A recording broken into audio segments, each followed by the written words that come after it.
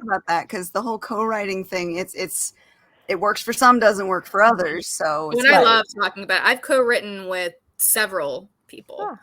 So okay, well let's touch on that in just a second. Yes. Hey guys. Welcome to another episode of Spilling Ink. We're the talk show that takes you behind the book to meet the authors and professionals in the publishing industry. And looks like we've got Joe, we've got Anita. Hey guys, how we doing? Hello. And Jane, I did an episode without you last week. I saw that but that's okay. That's all right. I saw that as I was drinking. I was drinking around the fire. There was no way I could go on. Well, welcome back. I hope your time off was good. Yes. I see you're back home now. Toasted, yeah, yep. Honey colored, maybe. Sure. Sun kiss. There we go. That's perfect. Sun kissed. I like it. And tonight, for our guest, we have Ariel Dawn. Hello. She's another writer that's in Rituals and Runes with me. So, introducing Ariel. Ta-da! Never can get the pointing thing right. No. It's all good. Yeah, tell us about yourself, Ariel.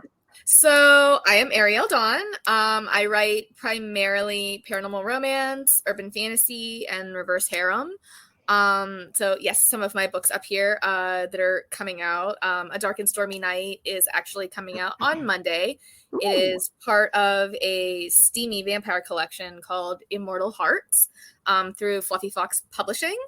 I mentioned I do write vampires. I have Blood and Lust, which is the second book in my Ava Crowley Vampire Slayer series, which is probably like, I know we're not supposed to pick favorites, but like, I just love writing her and Cassius. They're just like my favorite. I co-write. Shifters of Starfall Creek Collection is actually the box set collection of my series with fellow USA Today bestselling author Quelty Fox. And it is a steamy reverse harem. There is some sword crossing. There is a lot of action and drama in it. And I absolutely love that series, both as a writer and as a reader. And Heaven Knows is my story that is coming out in Rituals and Runes. And it is a angel demon romance. So it's going to be very interesting. That I read a lot of paranormal romance, and I always see a lot of stuff where it's like a human and a demon, or a human and an angel. But don't really see too much of like angel and demon. And there's some other stuff in there that I'm not going to give away because it would, ruin the surprise. So I just have to read it to find out. So I love that idea. You've got to read in your genre if you want to be able to write well, because what's out there, you know what the expectations are, and you also know what they're missing. Mm-hmm. Oh yeah, I mean, my favorite writer, which I'm waiting for her books to come. The special editions, they still haven't come yet. They're in the mail though. They're in the mail. We'll get them eventually. Yep. Laura Thalassa's The Four Horsemen series. Have you read that? I have not. I've heard of it. Oh my God, you have to. My TBR is just like, especially since I've started writing, my TBR is insane. Right. It's not. And my husband was mentioning to somebody around the fire about the books that he's found so many indie writers, with me being an indie writer, that I don't think we'd ever get exposed to otherwise, which is amazingly awesome. It is. It really is. Yeah, indie and hybrid are becoming way more mainstream than they used to be. I mean, yes. Just look at 10 years ago, indie was hot and new, but it still had the scarlet letter of, oh, you're indie. Yeah. Now it's like, no, I'm indie because I'm taking full control over my books. Yes, I want the control. I'm a control freak. Yes, I agree. Especially at a time when we see a lot of smaller publishers folding, and a lot of authors now having to basically rehome their books, and they're faced with the decision: do I try and find another publisher? Do I try and do it myself when I get the rights back? Mm-hmm. So it's definitely shifting more towards, not just acceptability, but kind of the thing now. Mm-hmm. Yeah, I mean, our publishing house hasn't printed anything since we wrote together. Oh wow, that was a while ago. Yeah. Well, I'm picky. I'm picky now because, if I have to put my time aside and publish something, it's got to be damn good to get my attention. I can't read like the first page and be like, oh my God, this is pulling teeth. Yeah. Whether the story eventually becomes better or not, I don't have the time. Now, are you open to submissions? I think we still are. I haven't gotten an email in a long time, but and I haven't actually gone out and looked. But there's that. But I'm really, really, really picky. And I notice that in a lot of the writers now, that when we go to read something, oh my God, it has to grab us. Mm-hmm. Which is really important in the first couple of pages. It has to grab you and not let go and make you care about somebody within the first few pages in order for you to put your time and investment into reading. Yep. Right. Well, we were talking about, the time is moving at like warp speed at this point. Mm-hmm. So we literally don't have time to waste on something. So it's got to be good. It's got to be, exactly what you're looking for. Indeed. And I write very fast. So like it is, I feel like too, because of that, time does move so much quicker because I'm just focusing on the next book or the next deadline or the next whatever, that it's like, I literally sat down the other day and just the books that you brought up, like those are the ones that are coming out. Like those are the main ones that are coming out, but there's other ones coming out in between.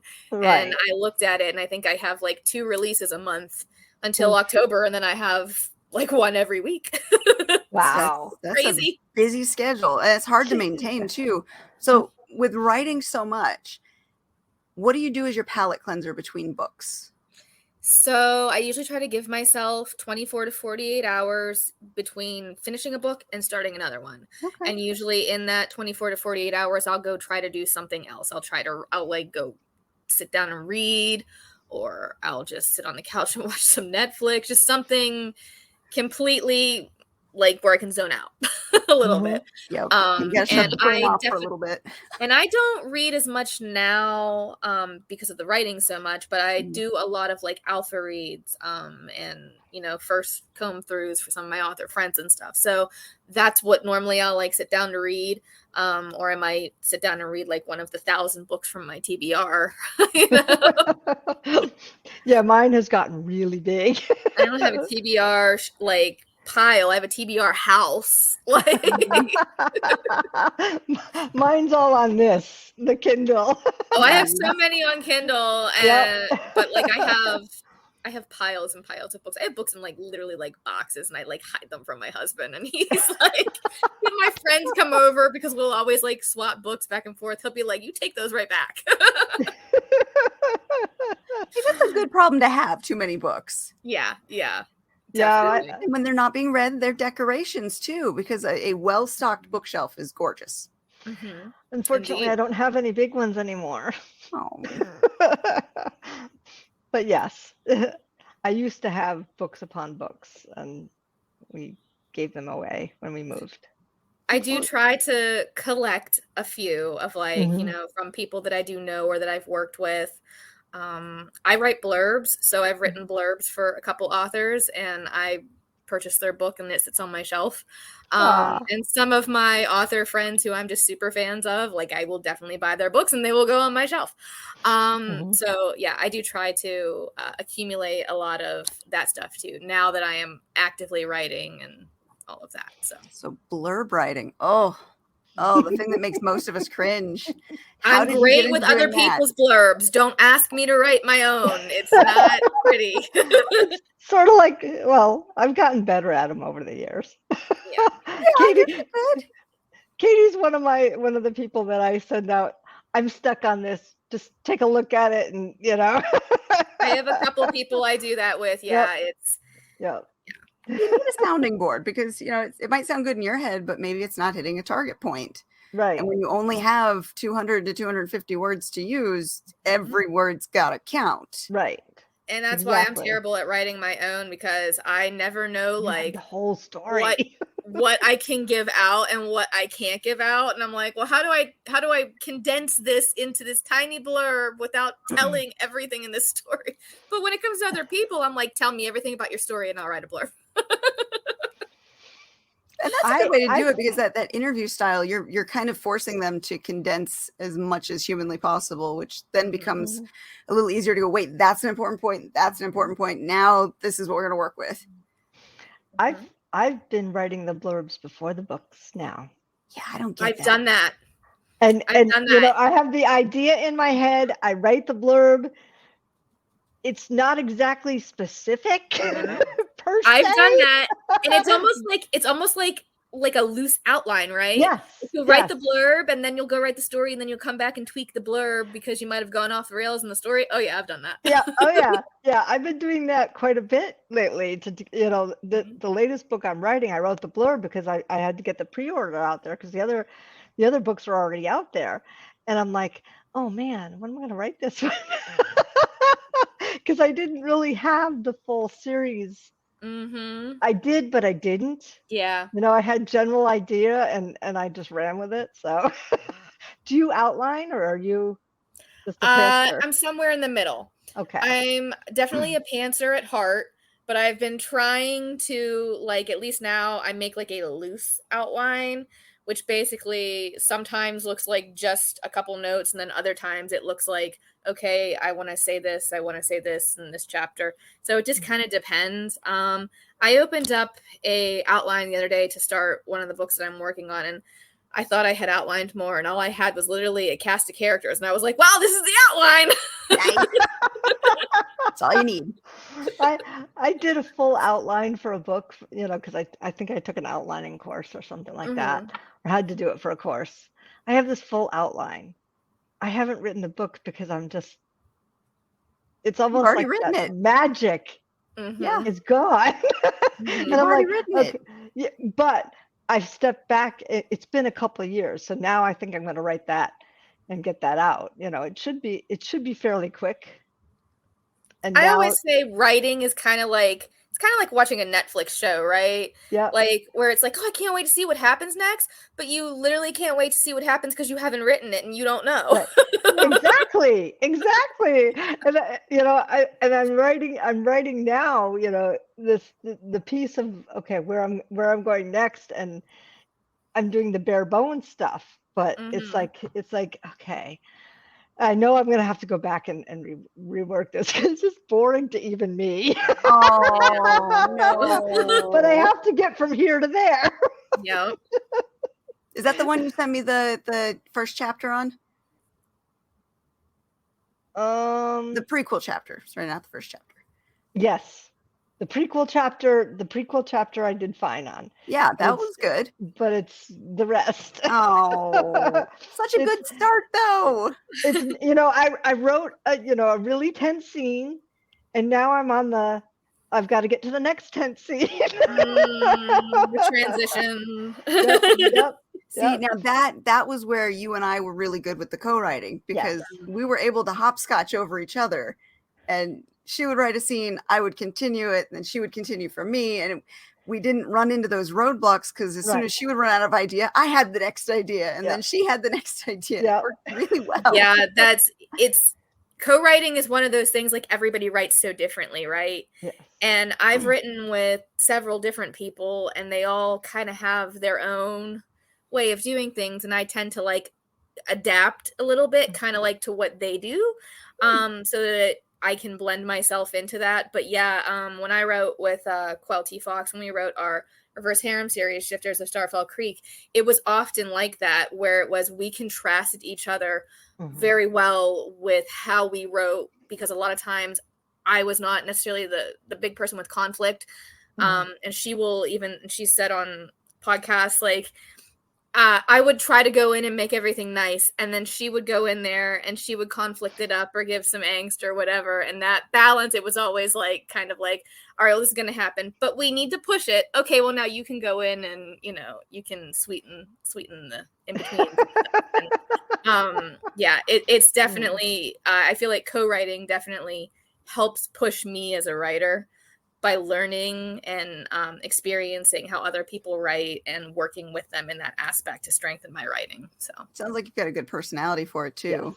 Yeah. You know, like, that's the difficulty whenever you enter into a co-writing situation. If you're not on the same level with the person you're writing with, you don't mesh well and your styles conflict with each other, then it becomes harder to work with. But if you're on that same level and you guys can, fill in the gaps where the other person is, maybe has a deficit somewhere, or you're stronger here and they're stronger there, you end up getting a really cool story out of it. And the experience is fun too. Yeah. Quell and I have written now 4 books together. Oh, nice. So we wrote our Shifters of Starfall Creek series, which is 3 books. We have the Shifters of Starfall Creek coming out in September for the box set that has like some bonus content and stuff in it. And then we just recently wrote a male-male paranormal romance that's coming out in Fire on Fire, which is a collection of male-male paranormal anthology. That's coming out in September as well, September 12th. So nice. Fun story. Yeah. Yeah.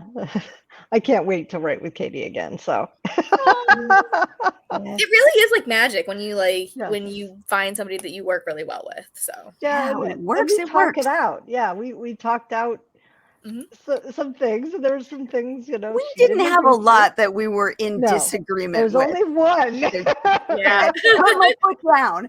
But she'd have ideas, I'd have ideas, and we went back and forth. And this was in sort of with the characters from one of my other books, so it was a little bit more in my world versus her world.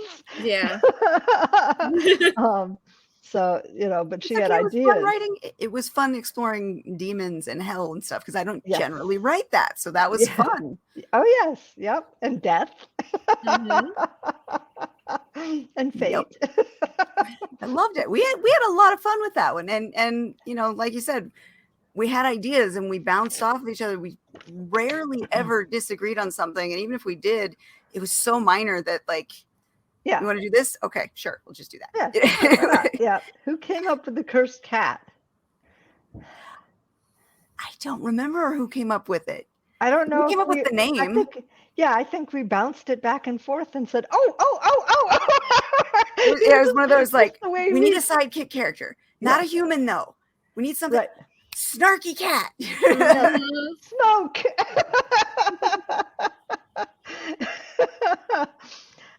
It was a combined effort. But that's kind of how our meetings or spitballing sessions would be. We're like, oh, that sounds good. Write that down.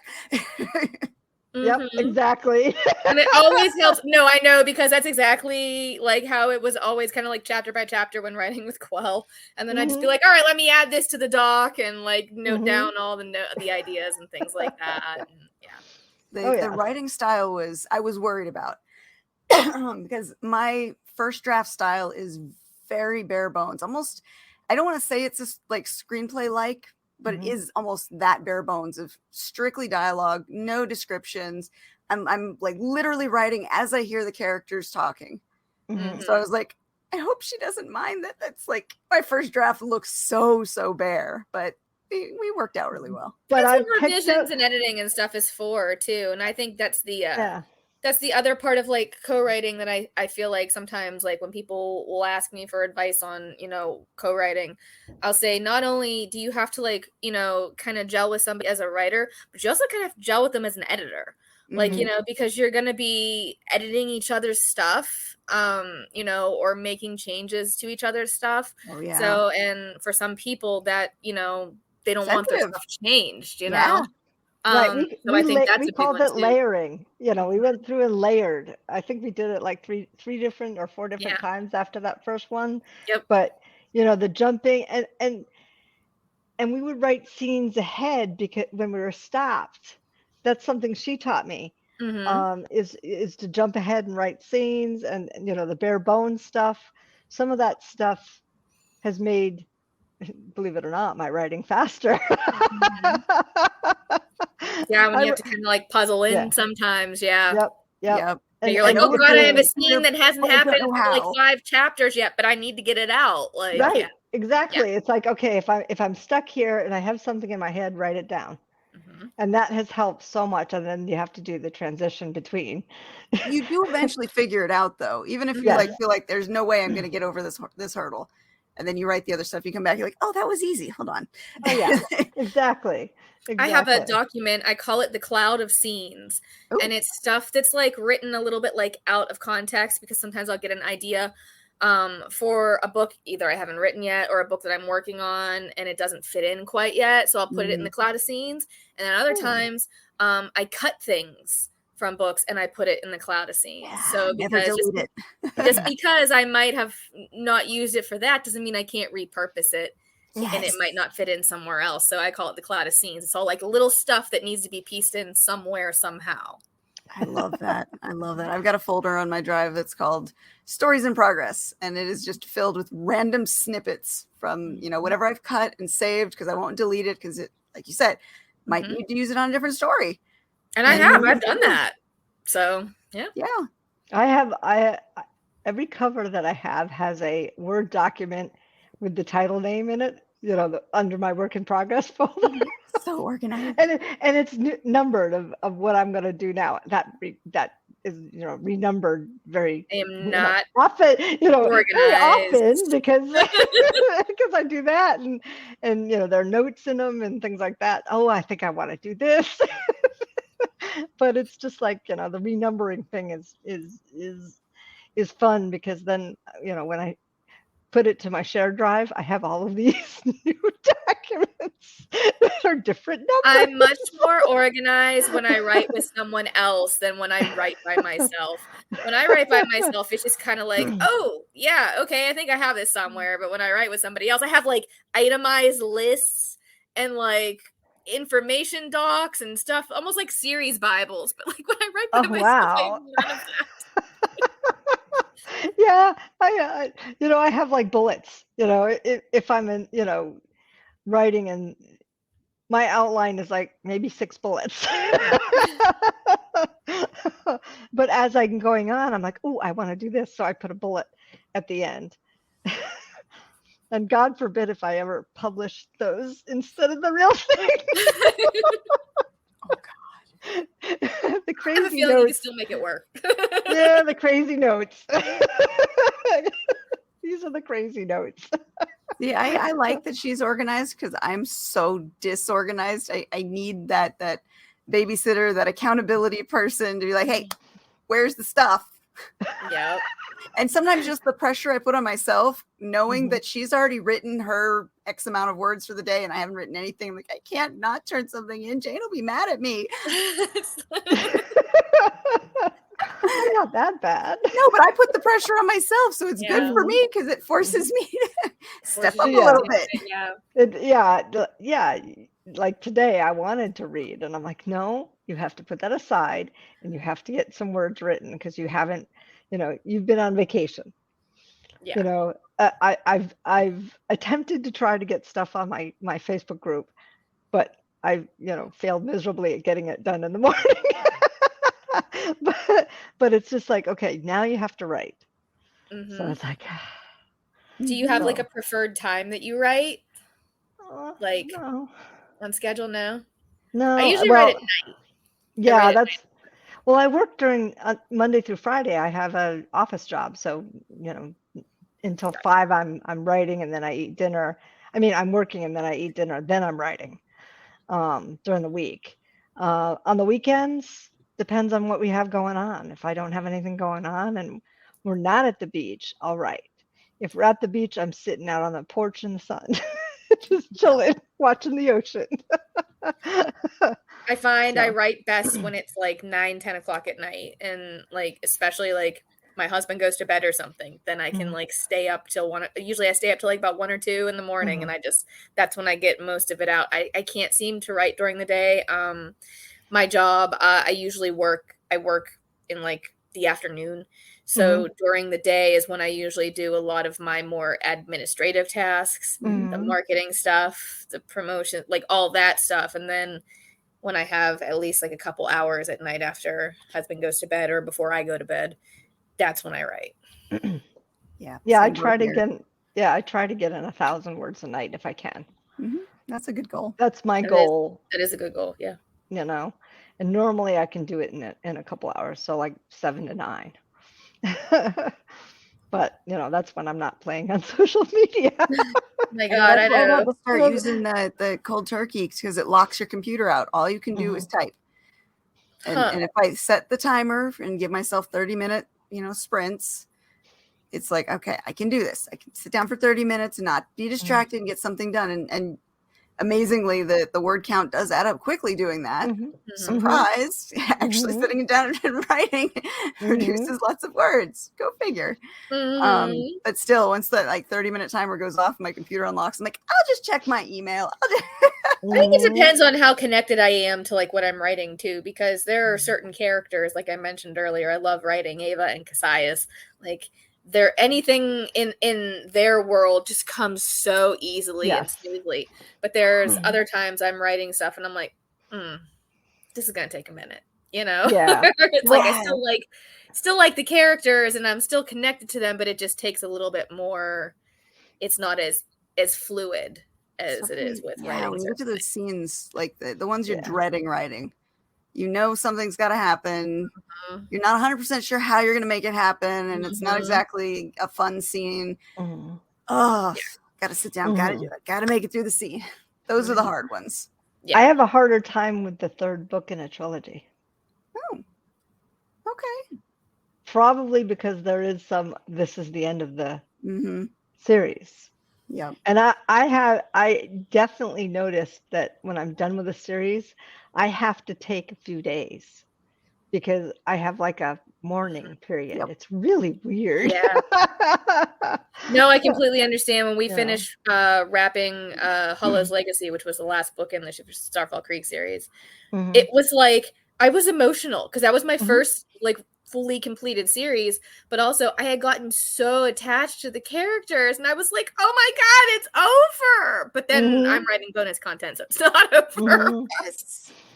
Yeah, especially after so many years of writing I've had characters span from the beginning of my writing days through the Death Chronicles, which was last year. The same characters weaving in and out through, umpteen books. And at the end of that, right at the end of writing that, I knew I wasn't necessarily going to revisit those characters again. Oh. And that, I love those characters. Yeah. I know. I probably could, but I'm like, let it lie. Their time. You let them breathe for a bit. They're not rattling around in my brain anymore. Anita, thank you. When we wrote that series, we wrote it very quickly, just because we had found working together worked so well.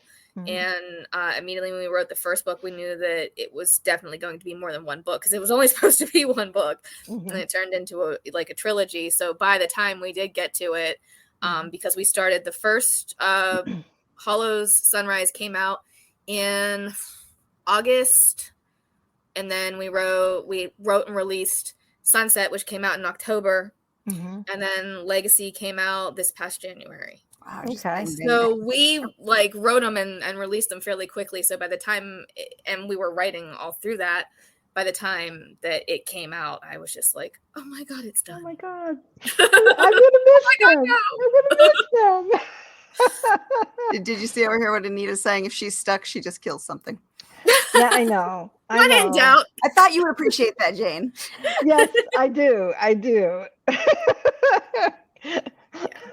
But I've gotten soft, I guess. What? A lot of times if I get stuck, because I mentioned I write in multiple books at once, I will go and write a completely different genre. Right. And then I will come back to it with fresh eyes, and then I'll be able to pick back up.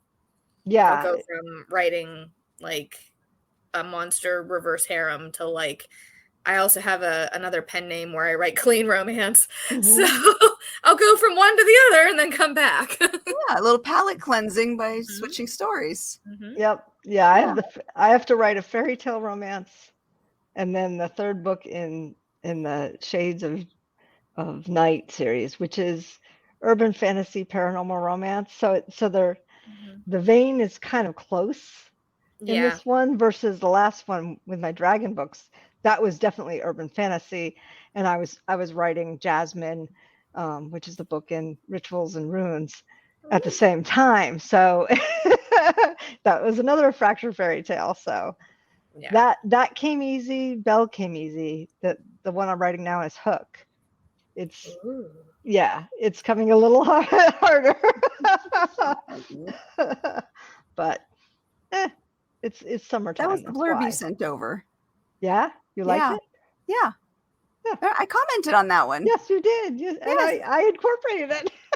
I haven't delved too much into the retelling genre yet, but I do have a retelling I am working on. Hopefully I will be releasing it in October. That is the goal, but it is a vampire fairy tale retelling of Phantom of the Opera. Ooh. So nice. Ooh, I like that. That is so cool. I tend to have this thing where I kind of, a lot of the things that inspire me, media, different books, movies, whatever, it's just somehow they kind of make it in, and it's almost like Ariel does this, Ariel does that sort of thing, like that. Stormbringer is my dystopian urban fantasy, and I always say that's Ariel does Marvel, because it's kind of very like superhero-esque. And that comes out in Wicked Fates, which comes out August 23rd, so you can check it out in there. So it's the first book in my Elementalist series. So cool. Now, what's the average word count on your books? Usually somewhere between 35,000 to like 45,000, but I have written books that have been longer. Hades, which is part of the Speed Dating with the Denizens of the Underworld series, actually came in, I think, somewhere around 55K. So that was one of my longer ones. And the last Hollows book was, I think, near like 100,000 words. I mean, those weren't all completely me because it was co-write, but so yeah, I've written longer ones, but I tend to kind of hang around the 35 to 45K. Yeah, it's a pretty healthy count. And then once you've got the series done, that makes a good size box set, especially if you can get it printed in hardcover. Now they look so nice. I love that. And Anita says she's editing a collection of horror fairy tale retellings. That sounds delicious. So like original style fairy tales, because original fairy tales were kind of horror. Oh, the Grimm's fairy tales. Yeah. Well, some of mine I twisted into the paranormal romance, but some of them are horror like. Yes. Yeah, when she doesn't warn me. Blood and Lust, actually, the second book in my Ava Crowley vampire series takes place at a horror movie convention. That's so cool. What a great setting too. That particular series, like I said, I just it's one of my favorite series to write. There's a lot of pop culture references in that. It's kind of like my homage to all those things. So I always say, if you're a fan of Supernatural, like, you'll love the Ava Crowley series, because there's lots of supernatural nods in there. Yeah, like my main character Cassius, who goes by Cass, like, that's because of Cass. So, and he's a little bit inspired by him. And Ava, I always like to say, is the perfect blend of Dean Winchester and Buffy Summers. Ooh, so okay, nice. Nice. That's like my Agents of Asset series. That's my love letter to all things fantasy. Which someday I'll finish the 5th book. Yes, I know. I've been beating you up on that. I'm blocked on that one. There's a reason. I don't know what it is, but I'm blocked on it. It's okay. I have other work to do anyways. That's good. That's good. So speaking of conventions, because I know before we started recording, we were talking about, both of us have a love of conventions, and I absolutely love going, boothing, selling, doing panels and whatnot, but you do too. So where did your love of conventions start? I've always been obsessed with the idea of Comic-Con. I can remember being like a teenager, and like there weren't really many conventions over here other than like Star Trek conventions. And I just kept thinking, like, if I ever, like, the only place I could go to a convention was Japan. Fast forward to now, like, the ease of access of conventions is just like, it's almost like the norm now. And my first convention I went to, I believe, was in 2014. And it was a My Little Pony convention. It was BronyCon, because my husband is a brony. And my friends and I all went, and it was like the first time we really like went to like a big convention where we dressed up, right? Because we'd been to like little cons around here, like, but it wasn't anything major like that. And we went and we cosplayed, and that was like patient zero right there. And so we started doing that a lot more, and we've been to Dragon Con. I've done 2 Supernatural cons. Ooh. Yeah. Oh my God. I think my soul left my body when Jared Padalecki hugged me. Like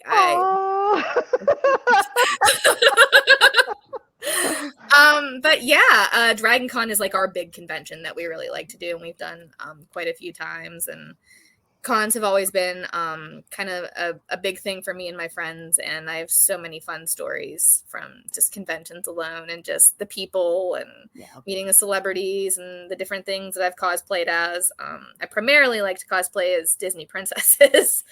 So I've cosplayed, I have 2 Ariel cosplays. I have Princess Belle. I've done Jessica Rabbit. I've done Poison Ivy. So I've done quite a few. Love it. That's awesome. I love conventions too. I was that kid that was at the Star Trek conventions because I grew up in a Star Trek household. Mm-hmm. So I was raised on it. So sci-fi was all over my household growing up. So I'm equal opportunity, Star Trek and Star Wars. Love them both. Mm-hmm. But that was my roots. I grew up full uniform, Next Generation uniform, going to Star Trek conventions with my mom. Awesome. Oh yeah, it's been in my blood since I was a kid. I loved it. And now going as an author though, especially Dragon Con, do you get to do any of the panels? So the last time I went to Dragon Con last year was my first time going to like a convention as an author, because I've only been writing since 2020. Okay. So I'm still kind of fresh, I guess, even though we're 2 years into it now. But so when we went to Dragon Con, I wanted to check out like all these different writer panels. So I did get to do a lot of that. I was primarily following in the urban fantasy track.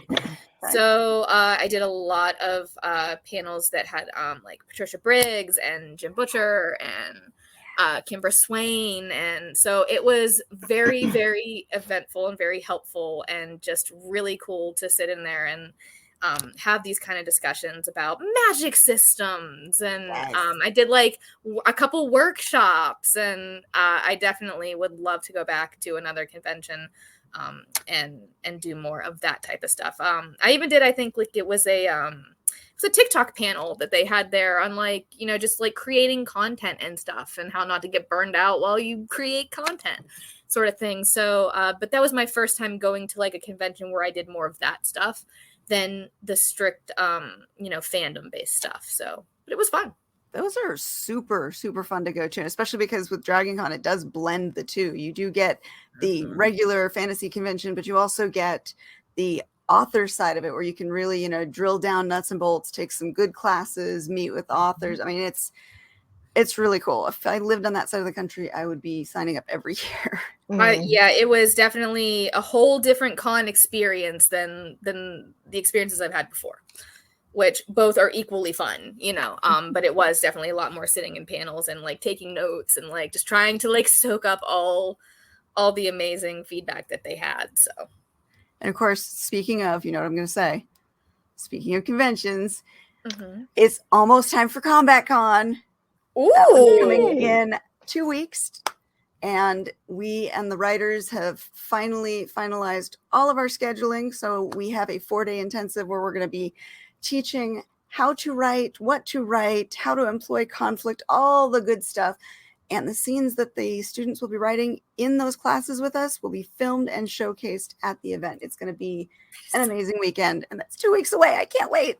That is so cool. Yes. If you've not heard about Combat Con before, this is a convention. It's like a diamond in the rough. It is small enough to be intimate and to really get to know everybody, but it is on that tipping verge of just blowing up.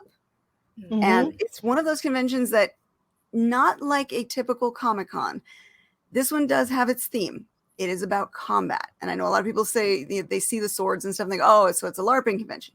No, it is dedicated to all forms of combat. Yes, they have HEMA tournaments. They have lightsaber tournaments.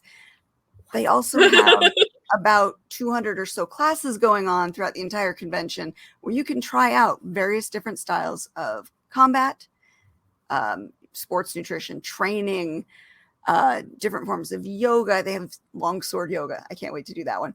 That sounds so cool. It's to does, teach people how combat is applicable. Find your style, and it is still applicable, whether you're a writer and you're writing for books or film, whether you're a filmmaker and you need to learn how to film the right action angles. If you're a stunt actor, learning how to throw the punch without actually punching the guy. There are tracks for every single one of these different disciplines. And that's what makes this such a unique convention. It's so much fun. Yeah, that sounds amazing. From the writer perspective of like being able to watch that and learn how to do that. Mm-hmm. That is very cool. And that's why we based our program on that. So we're, for the writing specific intensive, we're teaching, yes, the nuts and bolts of how to write scenes. Mm-hmm. But then we go deeper. We're actually taking history of weapons classes with weapons masters. We're taking practical application where you can get in and work with the moves and the weapons to feel how it feels to hold them. Soak up that information firsthand, know how to. Yes, because when you know, you can write better. Mm-hmm. Oh, yeah. So it's really cool. And we're blending it all so that you see from writer to filmmaker to actor, every part of it, how it can come together. That is very, very cool. It's very, very cool. And it's in Las Vegas. If you can't go this year, put it on your calendar for next year in July. Yep. Las Vegas. What a better place to go, right? Oh my God. Been to Vegas 3 times. Love it. You learn how to fight all day, and then you go drink all night. Perfect vacation. But yeah, I've always been just a fan of going to conventions. I love the feel. I love the people, the energy.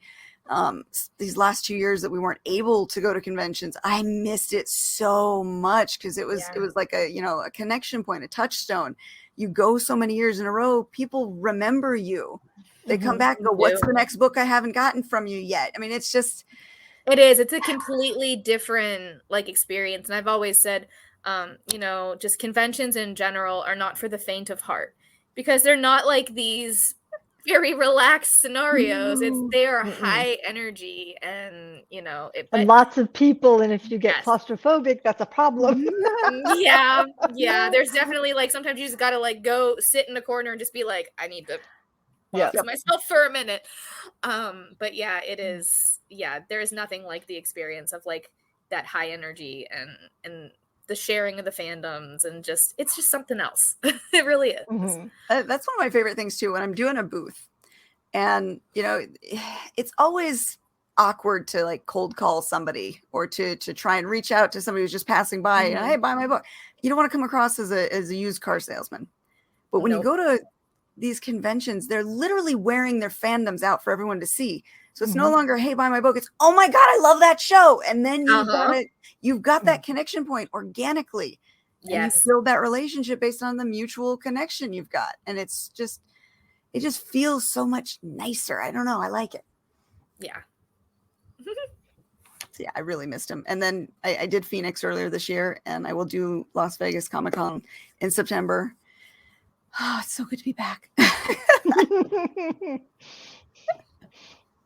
But we need that. I mean, especially, I don't know, you guys writing during the pandemic, if you felt that disconnect or if you were able to do it just connecting through the computer. But I really felt it, the lack of connecting with the readers. I missed it so much. Yeah, I haven't done cons yet. We're gonna get you. We're gonna get you going. I know. I just have to get there at the right time, and it doesn't. I can't wait. I can't wait to do my first book con though. And I have that on the schedule. It's for 2024 though. It's Getting Witchy in Salem. Oh, nice. I really wanted to do it next year because that's when they're starting. But it just didn't. I think instead my husband and I are just going to go up and we're going to do a Salem weekend trip, and then I'm just going to pop by and kind of say hi to everybody.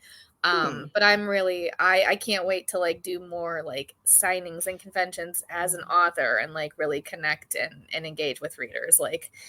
Because as you can see, I am a natural born chatterbox, and we love that though. And I just feel like I would love that. I mean, I loved being a fan at the Rhode Island Comic-Con when my son and I went. We went, we got to meet Jeffrey Dean Morgan, and it was awesome. And yes, we talked to him for a little bit, and I said, yeah, he's been watching Supernatural since the beginning. And he looked at me, and I said, yeah, he was 4, maybe not my brightest mom moment, but he started laughing. Oh, that's great. I'm sure that's not like the weirdest thing they've heard. So. But my son he's just like me with the, the fantasy mind and stuff like that. So it was good. You wrote a book with your son. I Talk about a crazy co-writing partnership. That's amazing. That's so cool. Yeah, he was 12 at the time, and of course, I think Supernatural, with the introduction of death, made him start thinking.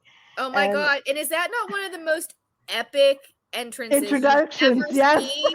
Yes. With that song, My Name is Death. Like, oh my God. Oh yes. So he came up with a story about the son of death. So we wrote the Death Chronicles together. So cool. Yes. I still that writing relationship would have been so awkward.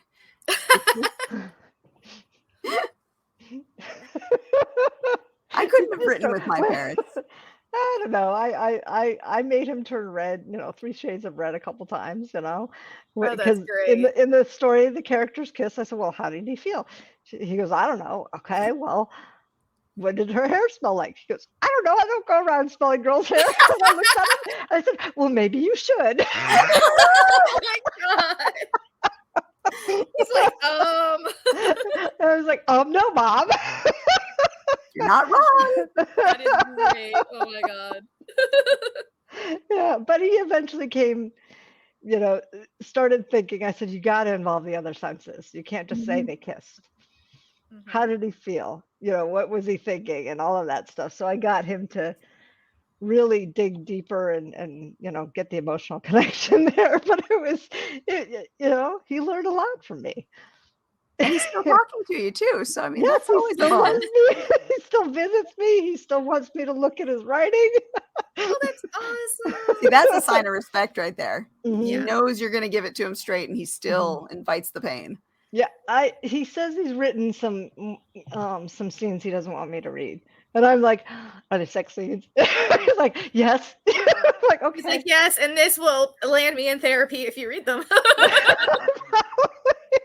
Yeah, when your dad reads your erotica, that's always when you've made it. I refuse to let my dad read my reverse harem. He wants to read it, and I've basically been like, over my dead body, like, you will not read this. I gave my father my first book. And my first book's not too bad. My dad has my Forevermore series. I was like, this is the one you can read. This is the book that my father has told my mother, you do not read this. Oh my God, that's great. That's the only book he has said, no, you don't want to read this, Judy. Oh, that's funny. No. Yeah. Oh my God. But I figured if I could have my father read it and be okay with it, I would be okay getting my book out there. Because it's called Survival Games. It's a thriller where a woman gets kidnapped by a snuff and porn ring.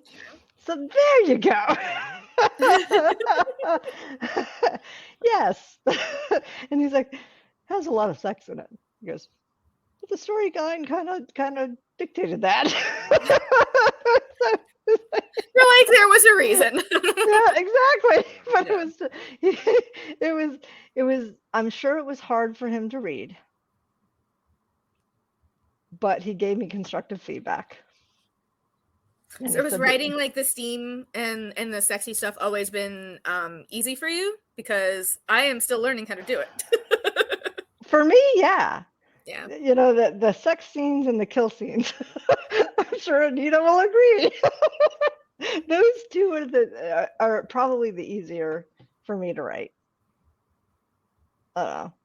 I find fight scenes. I think yeah. I think it was when I was co-writing the Shifter series, that's when I really kind of started to play around more with introducing steam and being able to write steam.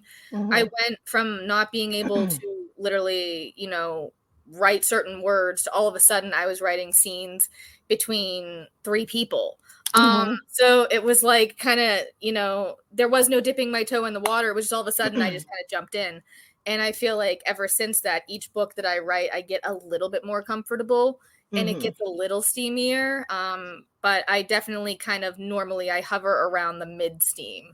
Although some of my books, I recently have a Dark and Stormy Night coming out, and that is a menage. So I mean, I definitely am playing around a little bit more with it, and the more that's the 90s one, right? Yes. So A Dark and Stormy Night is set in summer of 1996. It is heavily inspired by Cruel Intentions, I Know What You Did Last Summer, and R.L. Stine's original Fear Street books. See, I told you that was a good year. Yeah. Late 90s. So yeah, and it is a vampire menage, and there is some female action in it as well. So that was a lot of fun to write. That was, me again, kind of like, instead of dipping the toe, we just jump right in. Yeah, I think I'm gonna need my that transitions are like jump from cliff to cliff. Yep. I mean, yeah, I wrote erotica first, so. Yeah, that's right. Yep. Like Jessica, that's where we started. Yep. Give me a couple of years, I'll probably get there.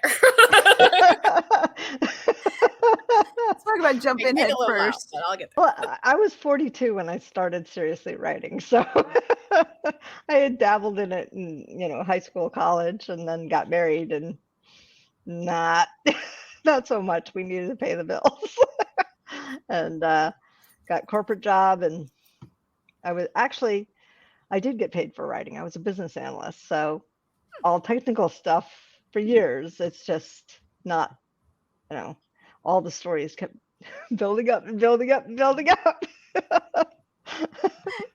Well, no wonder you write so fast. Yeah. See, and that's why I felt pressured, because I'm like, she writes so fast. I got to show something. Well, I think Ariel has me beat with how many books she's putting out. I don't know how people have said to me, they're like, I don't know how you do it, because I PA and I do other stuff on top, and they're like, I don't know how you do it. I'm like, I don't know how I do it either, but maybe coffee. I don't know. I don't drink coffee. I am not your typical author. I still don't get that. This is me. If I drank coffee, I would be like steroids. I have ADHD and then I have coffee, so maybe that's how I do it. I don't know. I think if I had a babysitter, a taskmaster, somebody just sitting behind me, smacking my hands and keeping me on track, I would do a lot more. Yeah. I definitely fail in the executive dysfunction department. Oh, I fail in the executive dysfunction department like daily. It is definitely a struggle. But yeah. Well, live and die by the calendar too. If it's not on the calendar, it doesn't exist. Oh yeah. My Post-it notes. I got Post-it notes everywhere for everything. Yep. And if it's something I really need to remember, I write the Post-it note and I put it on my computer. So when I open my computer to go do what I want to do, I'm like, oh crap, I have to do this. I have busy when you open your computer. Yeah. No, see, I'll do that, but then I'll be busy when I get to my computer, and I'll move the sticky note and I've done that. Forget it. Yeah. See, totally you can't see this. Oops, you can't see this. Oh no. What? Oh, yep. Oh my God. September. Yeah. Which July isn't quite as bad. Oh, that's not bad at all. No.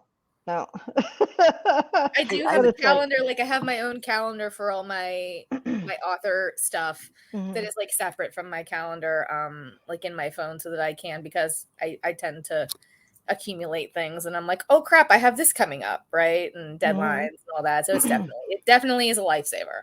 Yeah. Well, I have doctor's appointments. I have everything on that. So it's like all of the spilling ink shows, everything. And when I'm away and that, so it's all on there. Live and die by it. If it's not on the calendar, it doesn't exist. It doesn't happen. Exactly. It doesn't happen. That's why what's on the calendar? I don't know. Well, then it doesn't exist. I have to stop and put things on the calendar immediately, because if I wait and forget to put it on the calendar, didn't exist. And then, I'm in the bathtub when Jane messages me, aren't we having a show today? You're like, sure. I don't know if we're having a show. It's not on the calendar. Are we supposed to? And then we'll get on and just shoot the shit. Sounds about right. Yeah. We'll talk about astrology and what it's doing in our writing and our lives. Hey, those episodes are fun. I enjoy those. Yes. Or whatever's happening in the, writing world, anything major, like. Yep. Mm-hmm.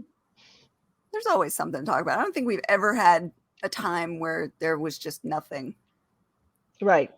And we can, I mean, you're chatty too, so it works. Welcome.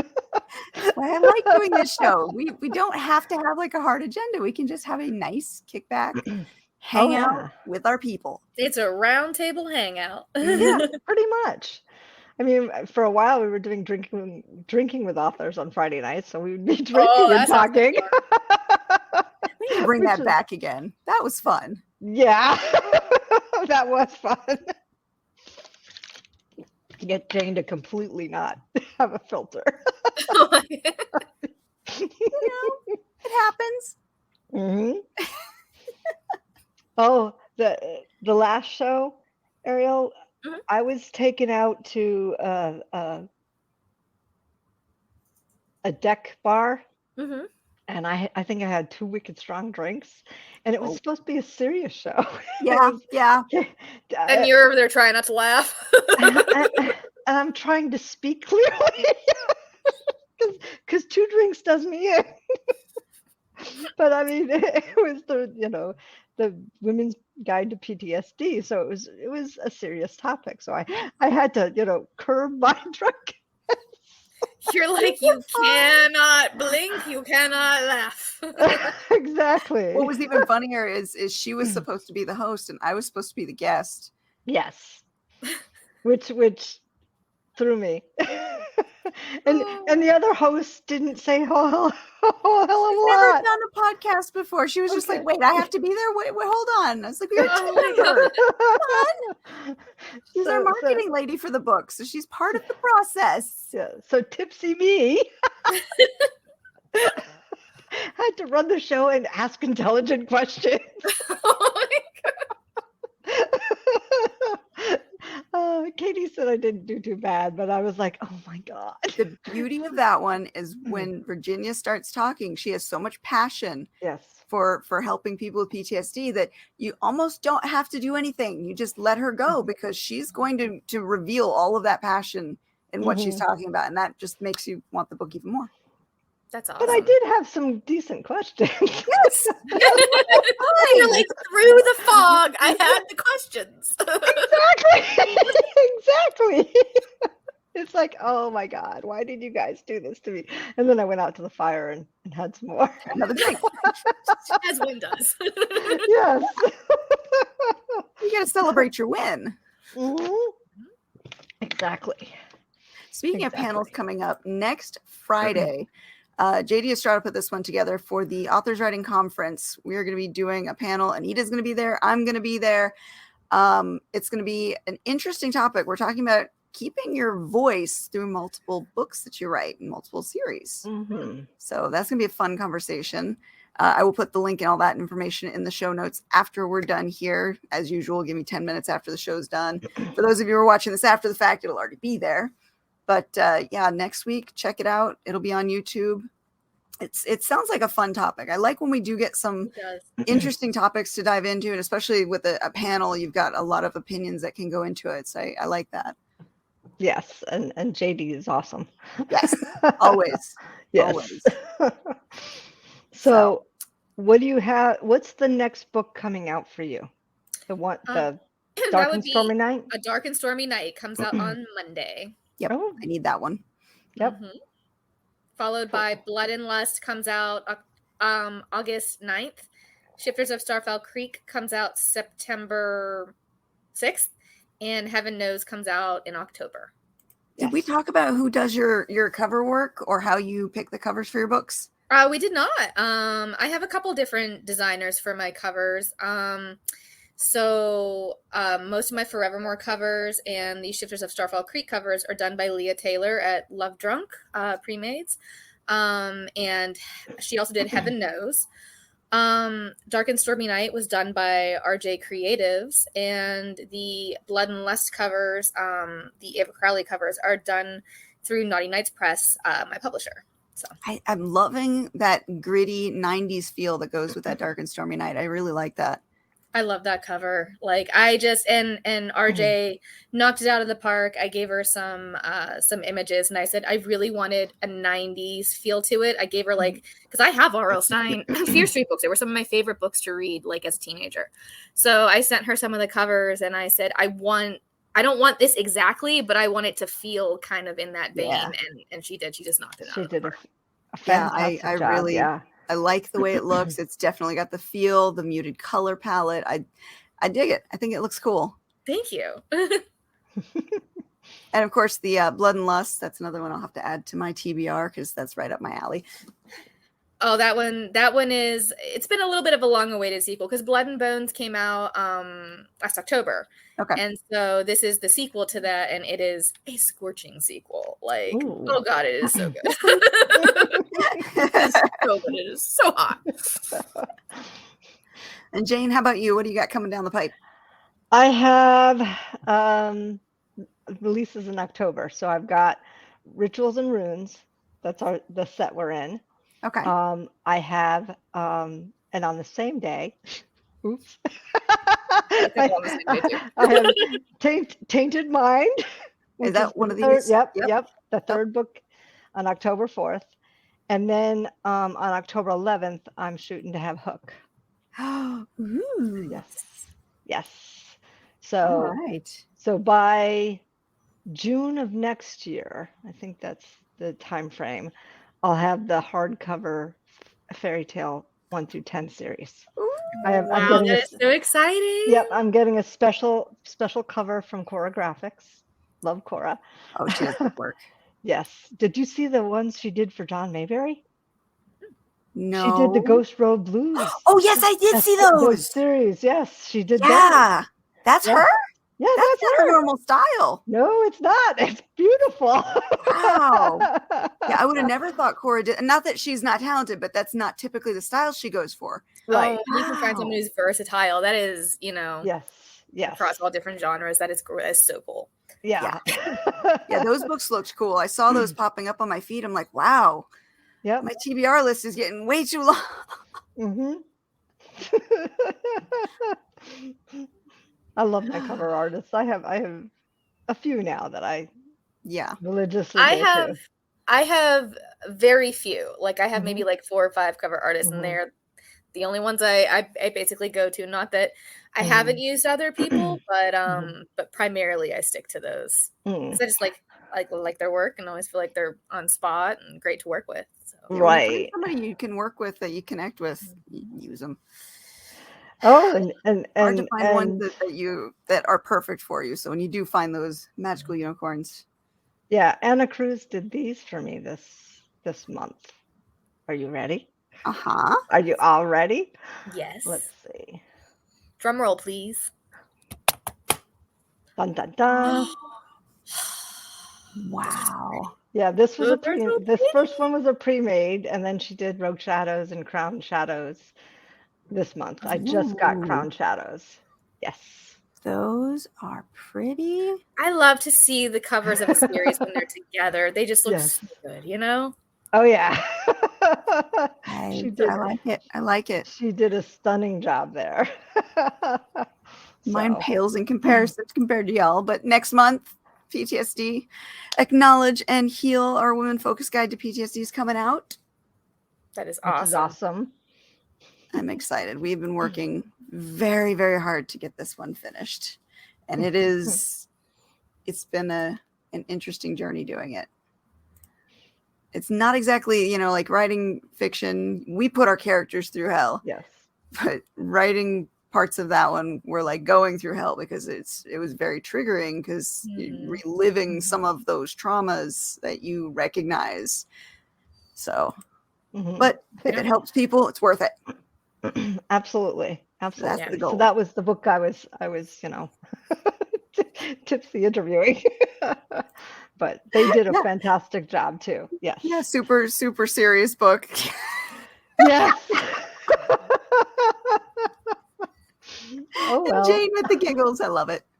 Mm-hmm. Hey, we had a good time. We had a good time. Yes. And tonight was a wonderful time. Thank you, Ariel, for hanging out with us. Thank you for having me. This was so much fun. Yeah, this was a great conversation. So, like I said, you're welcome back anytime. Let us know when you got some free time because we love doing these hangout chats. Definitely.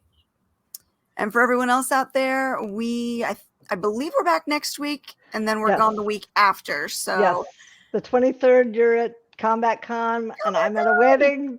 That's why I'm not there. A different kind of combat for you. It's not mine. So yes. So we will see you guys next week with another episode of Spilling Ink and some more authors to chat with. Take care, guys.